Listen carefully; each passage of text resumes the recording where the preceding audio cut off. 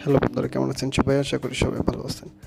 বন্ধুরা, আমাদের গল্পগুলো যদি ভালো লাগে অবশ্যই লাইক করবেন, কমেন্ট করে দিবেন। আজকের গল্প সন্দেহ, লেখিকা সৌরভে সুভাষিনী, পর্ব 19। সাম্যদের বাড়িটা শহর থেকে একটু দূরে। আগের শহরের বাড়িটা ভাড়া দিয়েছে। মামা গ্রামের খোলামেলা পরিবেশে থাকতে চায়, তাই কেউ আপত্তি করেনি। সাম্য অনুর গাড়ির জন্য সাম্যের বাবা বাড়ির সামনে এসে দাঁড়ায়। অনু এই বাড়িতে আগে আসেনি, নিলয় নিয়ে আসেনি, কিংবা সময় হয়নি। সাম্যরা এ বাড়িতে এসেছে 1 বছর। আস্তে আস্তে অনু রাস্তায় ঘুমিয়ে গিয়েছিল। সাম্য খুব ধীরে দক্ষ হাতে নিয়ে এসেছে। ওদের আসতে বেশ দেরি হচ্ছিল বলে অনুর মামা বাড়ির সামনে দাঁড়িয়েছে। সে জানে সাম্য অনুকে কতটা চায়। ছেলে মানুষের জেদই খুব খারাপ। আগে মনে ছিল না, যখন অনুর বারবার তাদের সাথে আসার জন্য জেদ করার কারণ পরে মনে পড়েছে। সেই থেকে বেরিয়ে দাঁড়িয়ে আছে সে। ঘুমন্ত অনুকে দেখে যখন সাম্য নদীর পাড়ে গাড়ি থামিয়েছিল, বাইরে গিয়ে সিগারেট ধরিয়ে নেয়। অনুকে ইগনোর করার ক্ষমতা সাম্যকে বিধাতা দেয়নি। অনুর মুখের দিকে তাকিয়ে সে বুঝতে পারে কি হারিয়েছে। মা মরা মেয়ে বাবার কাছ থেকে যখন তার বাড়ি আসে, তখন সে সাম্যকে আগলে ধরে বাঁচতে চেয়েছিল। তখন বারবার সে বুঝিয়েছিল সাম্যকে সে আবেগের বশে কোনো সম্পর্কে জড়ায়নি। অনু নিজেকে পবিত্র রেখেছিল সাম্যর শত আবেগের মাঝেও। যাওয়ার দিনের কথা মনে পড়ে সাম্যর, যখন অনু তাকে জড়িয়ে কান্না করেছিল। সাম্য বারবার অনুকে কষ্ট দিয়েছে, তাই সে আজ তাকে হারিয়েছে। সে তো অনুকে দেখতে পাচ্ছে, অনুভব করতে পারছে, কিন্তু অনু তাকে সাধারণভাবে নেয়। নিলয়ের সাথে তার সম্পর্ক সাম্যকে পোড়ায়। অনু কি বোঝে না? সিগারেটের গন্ধে বোমা সে আমার। অনুর কথায় সাম্য সিগারেট ফেলে দিয়ে গাড়িতে উঠে বসে। অনু আবার বলা শুরু করে, তুমি বলেছিলে তুমি আর সিগারেট স্পর্শ করবে না, এখনও কেন? শ্যাম্য কিছু বলে না, শুধু দাম্ভিকের হাসি দেয়। হাসার মতো কিছু বলিনি আমি। কেন আবার এসব? অনুর কণ্ঠে দৃঢ়তা, চোখে রাগ। কি বলছি কানে যাচ্ছে না? মেজাজ খারাপ হচ্ছে কিন্তু। শ্যাম্য এবার হাসি। অনেকদিন না, অনেক বছর পর অনুশাসন পাচ্ছে সে। শ্যাম্য মনে প্রাণে চাইছে এই সময়টা থেমে যাক। এই রাস্তাটা যে খুব কিছু পাইয়ে দিচ্ছে। সময়টা অধিকার থেকে ভালোবাসায় রূপ নিক। কিন্তু সে জানে অনু কখনো নিলয়কে চুল পরিমাণ ঠকাবে না। সাম্যকে সে কখনো মেনে নেবে না। তবে কেন অধিকার দেখাচ্ছে সে? সাম্যদা, কি সিগারেট কেন? ভালো লাগে তাই? তুমি বলেছিলে। অনু, আমি ড্রাইভ করছি, প্লিজ। আমার রাগ উঠতেছে কিন্তু। কেন? সেদিন চলে গেলে, সেদিন কিন্তু প্রমিস করেছিলে তুমি আর আমার ঠোঁট পুড়লে তোর কি? হ্যাঁ, সেদিন বলেছিলাম আমি আর খাবো না, কারণ সেদিন তুই আমার ঠোঁটে প্রথম ঠোঁট রেখেছিলি।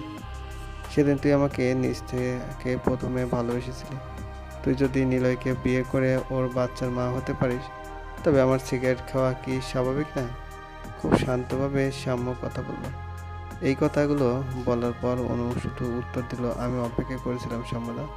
তোমার সময় ছিল না, আমার কোনো উপায় ছিল না। আমি তো ভাষা পানার মতো শুধু ভাবছিলাম। অনু চুপ হয়ে গেল। শ্যাম্য ড্রাইভ করছিল। অনুর চোখ বন্ধ। হঠাৎ অনুর ফোন বেজে উঠল। শ্যাম্য দেখলো ফোনে স্ক্রিনে লেখা, নিলয় ইজ কলিং। চলবে। গল্পটি ভালো লাগলে অবশ্যই লাইক করবেন। গল্প সন্দেহ, লেখিকা সৌরভে সুভাষিনী, পর্ব 20। সামুদ্রিক গাড়ি এসে বাড়ির সামনে থামলে অনুর মামা দ্রুত এগিয়ে যায়। ধরা প্রাণ ফিরে পেল। পুরো রাস্তা অনু ঘুমিয়ে ঘুমিয়ে এসেছে, কিন্তু ঘন্টাখানিকের রাস্তা আসতে সামনে লেগেছে প্রায় 2.5 ঘন্টা। মামা খুব ধীরে অনুকে ধরে নিয়ে গেল। ইদানিং অনু দেখতে হুবহু ওর মায়ের মতো লাগে। মামা শুধু তাকিয়ে থাকে। ছোট্ট একটা তাড়াহুড়ো তাদের জীবন থেকে অনুকে সরিয়ে দিয়েছে।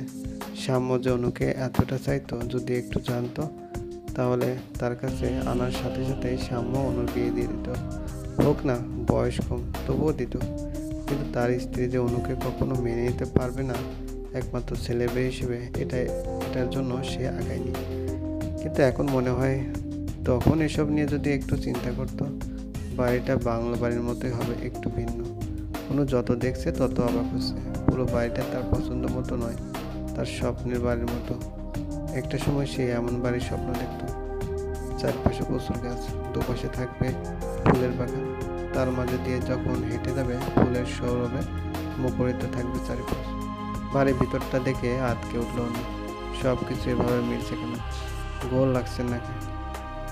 মামি খারাপ লাগছে? অনু না ঠিক আছে। মামি কি খাবি মা?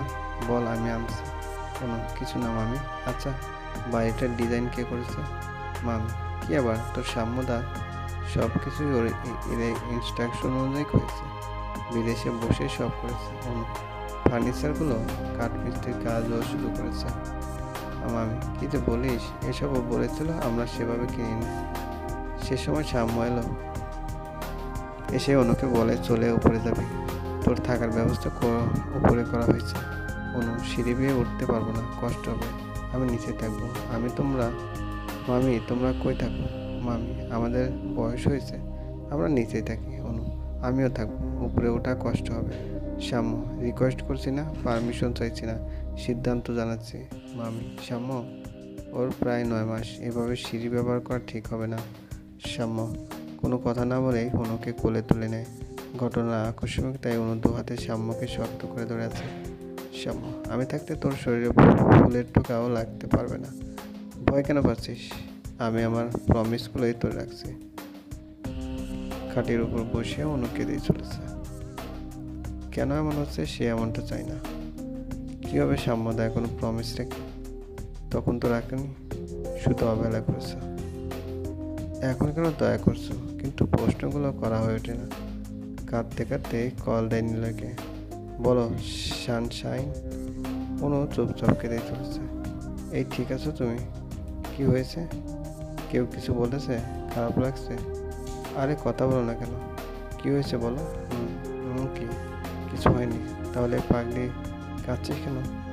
ভালো লাগছে না তাই কান্না পাচ্ছে ভাই। নীলয় বুঝে অনুর মরসিং আছে, ঠোঁটের কোণে স্বস্তির হাসি। আচ্ছা বাবু কি করো? আমি বাবু না। ওকে সানশাইন কি করো? শুয়ে আছি, আমার কাছে বেবিদের নিউ ভিডিও আছে, হোয়াটসঅ্যাপ করছি দেখো। উফ ঘুমাবো, ঘুম পাচ্ছে। জেগে কল দিও। আপনি দিবেন? জাগাবেন না গো, তোমার ঘুম প্রয়োজন, তুমি উঠে দিও। আচ্ছা প্লিজ টেক কেয়ার, বাই। বাসায় তো সবসময় বউ আর বউ, এখানে তো অন্তত বাদ দাও নিলয়। বিভৎসের কথা শুনে নিলয় হাসে। হাসছো কেন? Anu pregnant, so I have to take care her. পুরুষ মানুষের ন্যাকামি করো না। নিলয় উত্তর দেয় না, কাজে মনোযোগ দেয়। শ্যাম্য অনুর রুমে এসে দেখে সে ঘুমিয়ে আছে। এত ঘুম মেয়েটার চোখে, বালিশ ঠিক নেই, হাত পা ঠিক নেই, যাকে বলে এলোপাতাড়ি ঘুম। খুব সাধারণ। শ্যাম্য অনুকে ঠিক করে দিয়ে ও রুম থেকে বেরিয়ে এলো। এসে সীমান্তনীকে পাঠালো অনুর কাছে। ওর ঘুম প্রয়োজন, কিন্তু ওকে ছাড়া ঠিক না। নিজের রুমের বিছানায় বসে আছে আশা, হাত বোলাচ্ছে বারবার। কাল বাসায় মানুষ বেশি থাকায় শ্যাম্য শুয়েছিল এই রুমে, আর আশা অনুর সাথে। সে কখন থেকে বিছানায় তাকিয়ে আছে। সে সকালে যখন রুমে এলো, এসে দেখে শ্যাম্য উপর হয়ে ঘুমিয়ে আছে। গালের হালকা দাড়ি চিকচিক করছে, শ্যামলা রঙের পিঠ উন্মুক্ত ছিল, চুলগুলো বাতাসে উঠছিল। আশার খুব ইচ্ছে করছিল সে একটু শুয়ে দেবে, কিন্তু লজ্জা। কত প্রপোজ পেয়েছে হিসেবে। রূপের গুণের সব দিকে সে বেস্ট, খুব মিশুক, কিন্তু সামনে এলেই সব উল্টোপাল্টা হয়ে যায়, উপস্থিত অশান্ত করে দেয়। মেজভাবিকে যে ভাবে কেয়ার করে মাঝে মধ্যে অবাক লাগে। তারা যখন নিজের বেবি হবে তখন তো উনি অফিস বাদ দিয়ে বাসায় থাকবে। ভাবতে কেমন অনুভূতি হচ্ছে। কালকে চাহনি সে বলতে পারে না। যখন সে যে নেমেছিল সে নিচে, সামনের চোখ যেন আশার মুখে আটকে গেছিল। ভাবনা ছেদ করে ইরার কথা। ইরা আসো, তো নাকের ফুল কেটে দিলে। আশা বুঝতে পারবে। ইরা আমি যতজন জানি নাক ফুলটা আমার জন্য তোর অবশ্যই এনেছি, ওকেই দিয়েছিল, কিন্তু অন্য ওকে দিল কেন? ভাবের কাছে দেয়, তাছাড়া অন্য সাথে গিফটের জিজ্ঞাসা করে দিয়েছিল যা অন্য, যা আমাদের অজানা।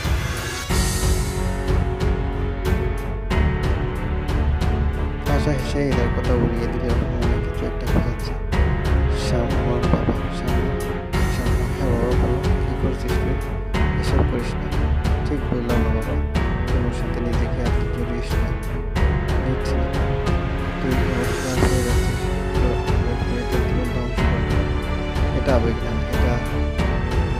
চাকর পাক কথা মনে আছে? আমি কেন এসব? যাতে কেউ আমার কোনো গায়ে ফুলের ফোঁটা অব্দি না দিতে পারে, যাতে কেউ আমার দিকে চোখ দিয়ে না থাকে, কারণ এই মৌসুমে মনে করা এক একটা নাগাছা আমি একশো গুণ করে শুনতো। কথা শেষে সামনে আরমান করে বেরিয়ে যায়। ওর বাবা ছেলে যাওয়ার পথের দিকে তাকিয়ে ভাবে,